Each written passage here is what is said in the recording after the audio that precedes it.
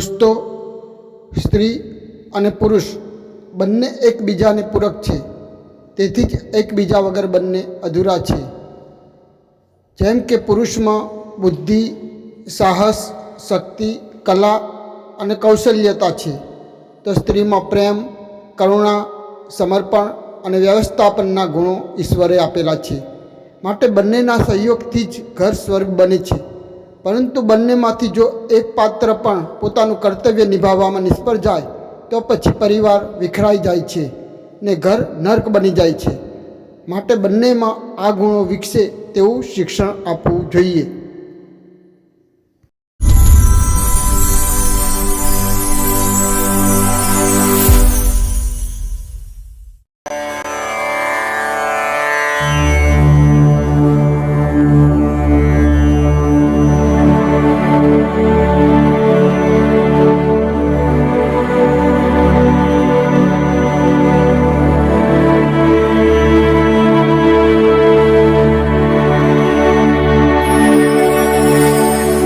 નમસ્કાર ભાઈઓ, બહેનો તેમજ વડીલો.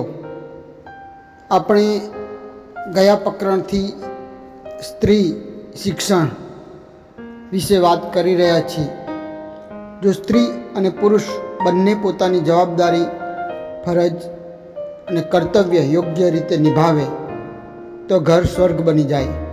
સ્ત્રીમાં કરુણા, ભાવ, પ્રેમ, લાગણી અને સૌંદર્યના ગુણો વધુ હોય છે. તેથી તે પોતાના આ ગુણોથી ઘરને સ્વર્ગ બનાવી શકે છે. જ્યારે પુરુષમાં કઠોરતા, શારીરિક શક્તિ, બુદ્ધિ, કલા કૌશલ્યતા વધુ હોય છે. તેથી તે ઘરની આજીવિકા અને રક્ષણ કરી શકે છે. પરંતુ આજે આ ગુણોને ધ્યાનમાં લેવાતા નથી અને નર નારી સમાનના નાદમાં શિક્ષણ પણ એક સરખું આપવામાં આવે છે.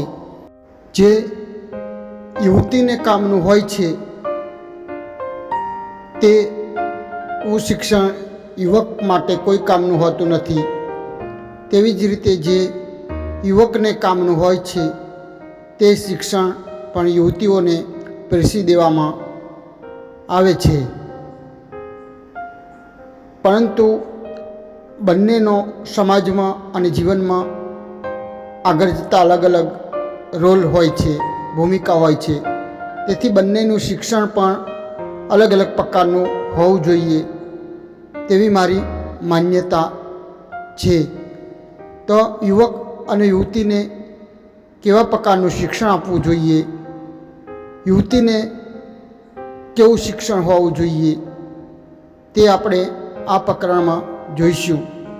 સામાન્ય રીતે યુવતીને આપવામાં આવતા શિક્ષણમાં નીચેની 5 બાબતોને ધ્યાનમાં લેવી જોઈએ. તેમાં એક પ્રથમ ચારિત્ર, બીજું સેવા, ત્રીજું સ્વનિર્ભરતા, ચોથું સ્વરક્ષણ અને પાંચમું ઘરની વ્યવસ્થા. આ 5 પ્રકારનો સમાવેશ થાય તે રીતનું શિક્ષણ યુવતીને આપવું જોઈએ, જેથી તેનું જીવન આગળ જતાં આનંદિત અને સુખી બની શકે અને પરિવાર ઘરને પણ સુખી રાખી શકે. તો સૌથી પહેલાં આપણે જોઈશું ચારિત્ર. સ્ત્રી માટે ચારિત્ર એ બહુ જ કિંમતી વસ્તુ છે. કદાચ બીજા બધા દોષ કે દુર્ગુણ હશે તો સમાજ ચલાવી લેતો હોય છે, પરંતુ ચારિત્રનું કલંક કે ચારિત્રહીન સ્ત્રીને ઘર, પરિવાર, સમાજ ઘણી બધી તેને સહન કરવું પડતું હોય છે અને તેની ઉપર ઘણા કષ્ટો અને દુઃખો આપવામાં આવે છે. તેનું અપમાન સહન કરવું પડતું હોય છે અને તેની કોઈ કિંમત રહેતી નથી. જોકે આજે તો ખુલ્લું માનસ અને સ્વતંત્રતા વગેરે વિચારોને કારણે હવે ઘણી પરિસ્થિતિ હળવી બની છે. તેમ છતાં પણ આજે પણ સ્ત્રી માટે, દરેક સ્ત્રી માટે ચારિત્રની અપેક્ષા ખૂબ જ રાખવામાં આવતી હોય છે. ચારિત્રહીન સ્ત્રીની કોઈ વેલ્યુ નથી હોતી કે તેનું જીવન અંધકારમય બની જતું હોય છે. માટે યુવતીના જીવનમાં સૌપ્રથમ ચારિત્રવાન બને તે મહત્ત્વનું છે. તે માટે માતા પિતાએ અને સમાજે અને શિક્ષણે ખાસ પ્રયત્નો કરવા જોઈએ.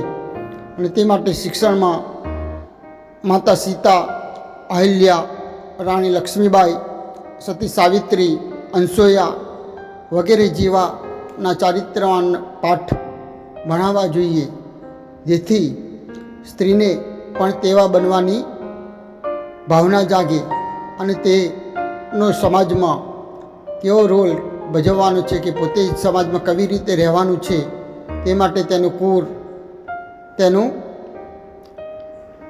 માતા પિતા, તેનું વાતાવરણ ઘરનું વગેરે ઉપર ધ્યાન રાખવું જોઈએ અને બાળપણથી જ ચારિત્રવાન બને તે માટે ખૂબ જ સજાગ રહેવું જોઈએ. અને તે રીતના ભક્તિભાવ વગેરે તેમજ ચારિત્રવાન મહાપુરુષો અને સ્ત્રીઓના જીવનચરિત્રો અને ઈશ્વર ભક્તિ વગેરે તરફ તેને વાળવી જોઈએ. ત્યાર પછી બીજું, સ્વરક્ષણ. સ્ત્રી પોતાનું રક્ષણ કરી શકે તે રીતના શિક્ષણની આજે ખૂબ જ જરૂર છે. આજે આપણે જાત જાતના બનાવો, ઘટનાઓ વગેરે સાંભળીએ છીએ અને જોઈએ છીએ કે સ્ત્રી ઉપર રેપ વગેરે જેવા કિસ્સાઓ આપણે જોઈએ છીએ.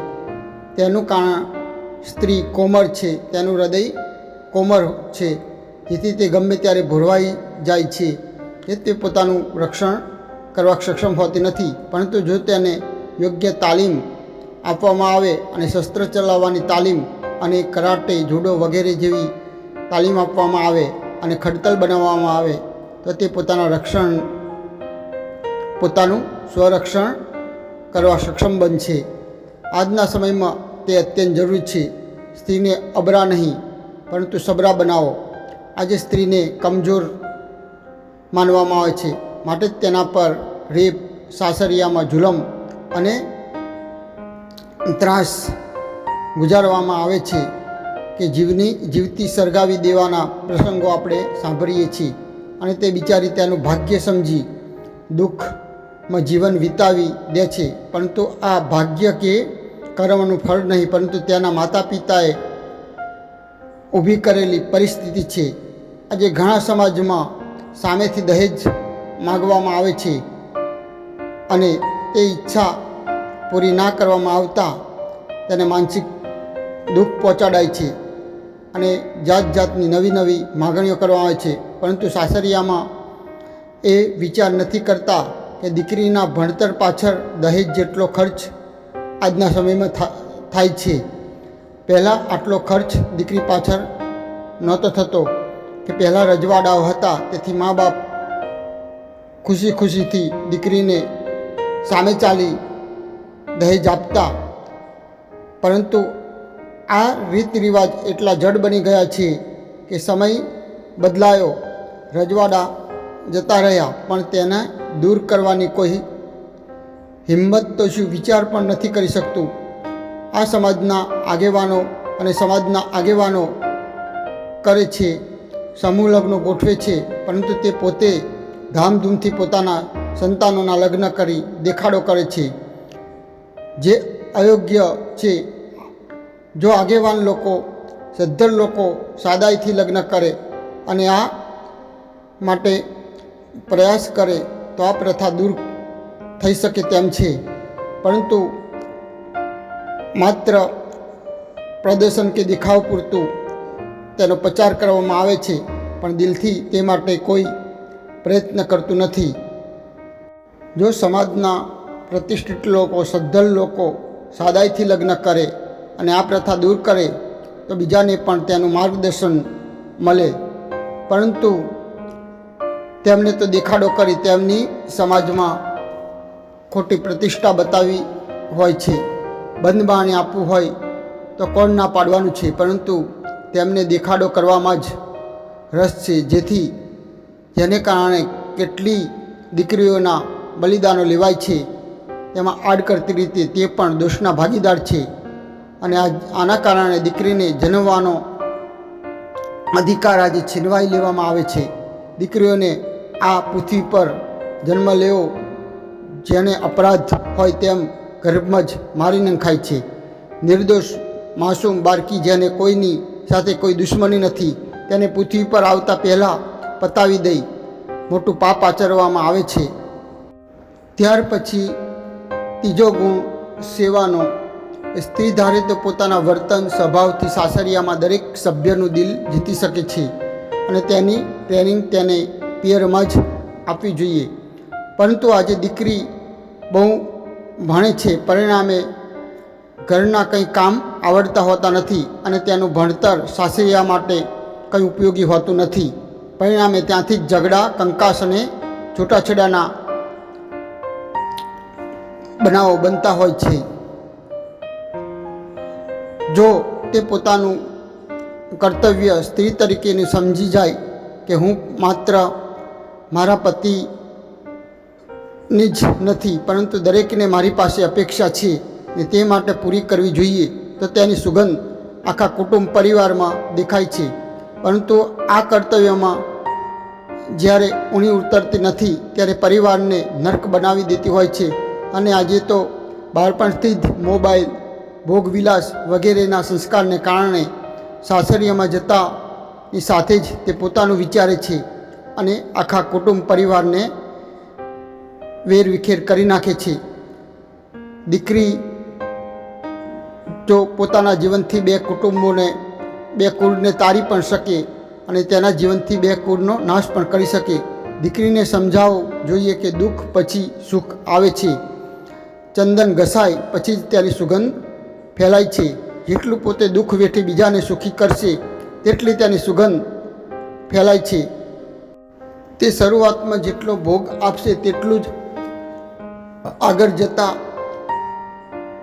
સુખી બનશે કે આવતીકાલે સ્વર્ગ બનાવી શકશે. પરંતુ જતા વેત સુખની કામના ના રાખવી જોઈએ. પરિવારમાં દરેકના મન, તેમની આદતને પારખતા આવડવું જોઈએ, તો જ બધાની વાલી બની શકે. પરંતુ આજે મા અને દીકરી સાથે બેસી સાસ કભી બહુની સિરિયલો જે ઘરમાં જોતી હોય તેમાં પોતાની દીકરીને અને તે શું શીખવી શકવાની? પિયરમાં મોબાઈલમાં રહેનાર દીકરી સાસરિયામાં શું ઉકારી શકવાની?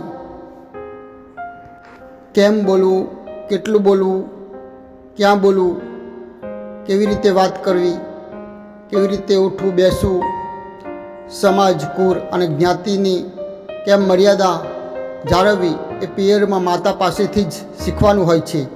પરંતુ આજના પશ્ચિમના વબરમાં માતાઓ જ્યાં પાણીપુરીની લારીએ ઊભી રહેતી હોય તે દીકરીને શું સંસ્કાર આપી શકવાની? અને એક પાત્ર જ્યારે પરિવારમાં અણઘડ આવી જતું હોય છે ત્યારે આખા પરિવાર, સમાજ અને મહોલ્લામાં અશાંતિ ઊભી કરી દે છે અને ખીલેલા પરિવાર રૂપી બાગને ઉજાડી નાખતી હોય છે. માટે માતા પિતાએ પણ પોતાની દીકરીને ભણાવો તેની ના નથી, પરંતુ તે પોતાની મર્યાદા, સંસ્કાર, ચારિત્રશીલ બને અને પોતાનું કર્તવ્ય સમજે તે જરૂરી છે. તેને ભણતર સાથે તેના જીવનનું પણ ઉપયોગી શિક્ષણ આપવું જ જોઈએ. નહીં તો દીકરીએ તો ઠીક, પરંતુ માતા પિતાએ પણ આજીવન મેણા ખાઈ દુઃખી થવું પડતું હોય છે. ને પછી પાકા ઘડે કાઠલા ના ચડે તેવી સ્થિતિ થતી હોય છે. ને પછી સાસરિયાને દોષ આપવામાં આવતો હોય છે. ત્યાર પછી ચોથું, ઘરની વ્યવસ્થા. યુવતીને ઘરની વ્યવસ્થા કેવી રીતે જાળવવી તેનું પણ શિક્ષણ આજના સમયમાં આપવું પડે તેમ છે. રસોઈ કેમ બનાવવી, ઘરમાં સાફ સફાઈ, કઈ વસ્તુ કેવી રીતે મૂકવી, કોઈ બહારથી અતિથિ આવે તો તેને કેમનો આવકાર આપવો, તેની સાથે કેમનું વર્તન કરવું, કેવી રીતે બોલવું વગેરે પણ આજના સમયમાં ખાસ જરૂરી છે. આજે તો દીકરી ભણવામાં ને ભણવામાં મોટી થાય ત્યાં સુધી માતા પિતા તેને કાંઈ શીખવતા જ નથી. પરિણામે લગ્ન થયા છતાં પણ તેને રસોઈ બનાવતા પણ આવડતી હોતી નથી અને સાસરિયામાં જાય અને રસોઈ બનાવવાની શરૂઆત કરે છે. અને સાસરિયાને સારા હોય તો ઠીક છે, તેને શીખવે, નહીં તો પછી ઘરે પાછી આવે છે. આજે યુવતીને ઘરની સફાઈ ઘરની વ્યવસ્થા વસ્તુ ભાગે તૂટે નહીં તેવી રીતે તેની કાળજી રાખવી, તેની સફાઈ કરવી, આ બધું તેને શીખવવું જોઈએ.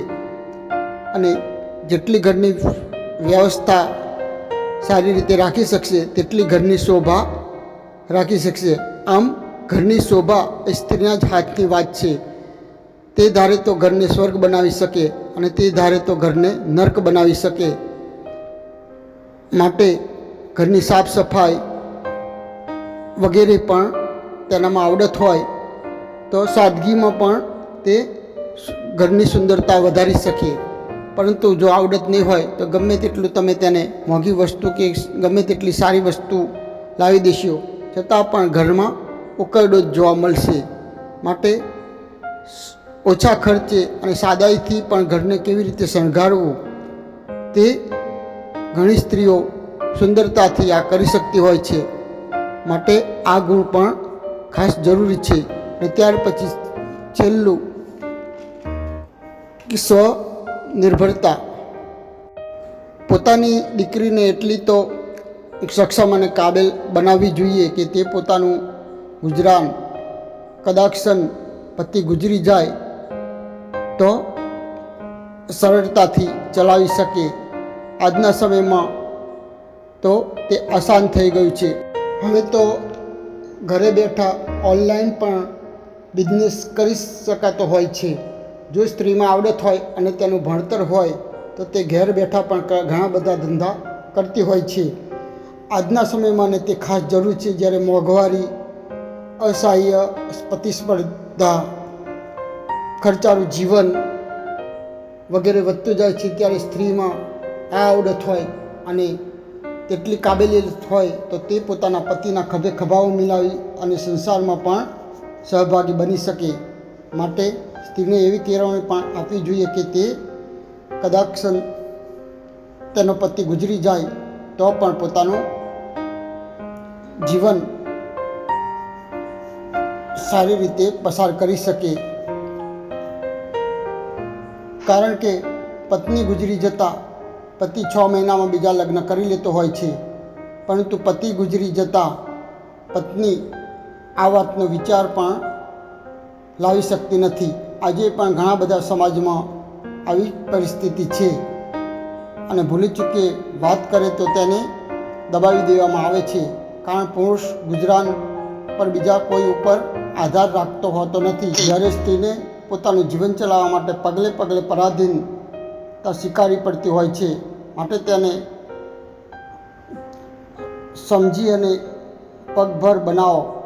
અને પહેલાંના કરતાં આજના સમયમાં સ્ત્રીની શિક્ષણમાં પણ ઘણો સુધારો થતો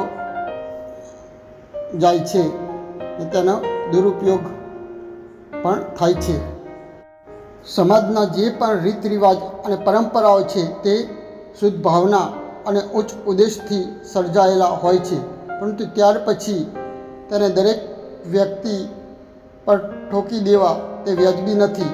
દાખલા તરીકે જૂના કાળમાં કોઈ એવી પવિત્ર પતિવ્રતા નારી હશે કે જેનો પતિ ગુજરી જતા કે શહીદ થઈ જતા એક ભવમાં 2 ભવ ના કરવા અને સંપૂર્ણ રીતે પોતાના પતિને સમર્પિત થયેલી સ્ત્રી તેની પાછળ સતી થઈ હશે. પરંતુ પછી આ જ બાબત દરેક સ્ત્રી ઉપર ઠોકી દેવાય અને તેને દૂર કરવા સમાજ સુધારકોને દિવસ રાત એક કરવા પડ્યા. આજે દરેક સમાજ અને વ્યક્તિ કહે છે કે આ રિવાજ ખરાબ હતો, ના હોવો જોઈએ, પરંતુ તે સમયના વ્યક્તિ સમાજ સુધારકો સાથે આ જ સમાજના લોકો તેમની સાથે ઝઘડ્યા હશે.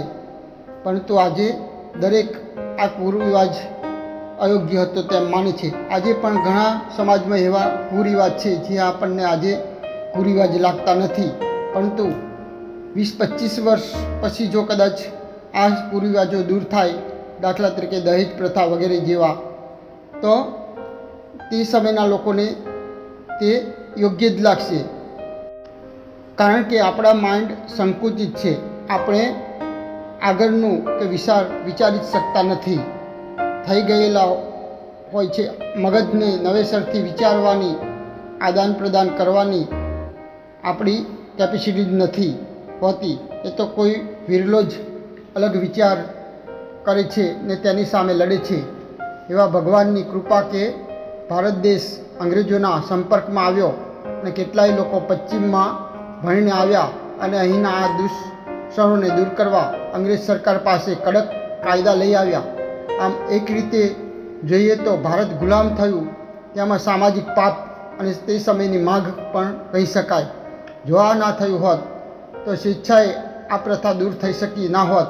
પરંતુ કેટલાય દૂષણો નારી માટે આજે કલંક સમાન છે, એ હજુ પણ દૂર થઈ શક્યા ના હોત. અને આ માટે જાગૃતતા કે નવીનતાથી વિચારવાની લોકોમાં આદત નથી. ઉલટાનું આપણે નવા દૂષણો સમાજમાં ઊભા કરતા જઈએ છીએ. તેનું આખા સમાજે ભોગ બનવું પડે છે ને આ સમયમાં સમાજનું પાપ છે. માટે કોઈ પણ સારી કે ખરાબ બાબતની શરૂઆત કરતાં લાંબા ગાળાનો વિચાર કરવો પડે, નહીં તો તેનું પાપ પોતાના શિરે અવશ્ય આવશે. આ માટે ગીતામાં કહ્યું છે ભગવાન કૃષ્ણે ખુદ કે જે આચરણ મોટા પુરુષો કરે છે તે જોઈને બીજા પણ કરતા હોય છે. માટે સમાજ દેશની જેમના માથે જવાબદારી હોય તેમને તેની પહેલ કરવી જોઈએ. પરંતુ તેઓ જ તેને દૂર થાય તેવું ઈચ્છતા હોતા નથી, પરંતુ નવું ઉમેરતા જાય છે અને તેમાં સમગ્ર સમાજને ભોગવવું પડે છે. બીજું, આજે સોશિયલ મીડિયાએ પણ દાટ વાળે છે. નવું દેખાદેખી અને જોઈને લોકો ખોટા પ્રદર્શનો કરે છે. માટે વાલા સજ્જનો, આ ઓડિયોના અંતે મારે એટલું જ કહેવાનું કે પોતાની દીકરીને સાસરીએ ભરાવતા પહેલાં તમે એટલી જ શિખામણ આપજો કે આજ સુધી તારા મા બાપ અમે હતા, પરંતુ હવે પછી દીકરાના માતા પિતા એ જ તારા માતા પિતા છે તેમ માની સાસરિયામાં રહેજે. અમને ભૂલી જઈશ તો ચાલશે, પરંતુ તે તારું હવે બીજું ઘર છે અને તે જ તારું સાચું ઘર છે. તેમની સેવા કરજે. સાસરિયામાં ઘરના દરેક સભ્યને પણ વહુનું દૃષ્ટિથી ના જોતા. કોઈની દીકરી પોતાને ત્યાં વહુ બનીને આવી છે તેને દીકરીની જેમ રાખવી. તે નવા સપના, નવા ઉમંગ અને કેટલી આશાઓ લઈને આવી હોય છે, તો તેની દૃષ્ટિથી આપણે વિચારવું જોઈએ અને પોતાની દીકરીની જેમ તેની સાથે વર્તાવ કરવો જોઈએ. તે અલગ વાતાવરણ, સમાજ, પરંપરા અને પરિવારમાંથી આવેલ હોય છે. તેથી શક્ય છે કે પોતાના પરિવારમાં સેટ થતાં અને દરેકને સમજતા ઓછામાં ઓછા 3 વર્ષ લાગે, પણ દરેક આવતાની સાથે કડક નીતિ નિયમો તેની પર બેસાડી ના દેવા જોઈએ ને દાંત ફટકારવાથી શરૂઆતથી જ સંબંધોમાં કડવાશના બીજ નંખાતા હોય છે અને પરિવારમાં ઝઘડા, કંકાસ અને દુઃખના બીજ નંખાતા હોય છે. માટે શરૂઆતથી જ આ બાબતને સંભાળી લેવી જોઈએ અને દરેક સમજ અને સહનશક્તિથી કામ લે તો ઘર એક સ્વર્ગ સમાન બની જાય. તેમાં કોઈ અપવાદ નથી.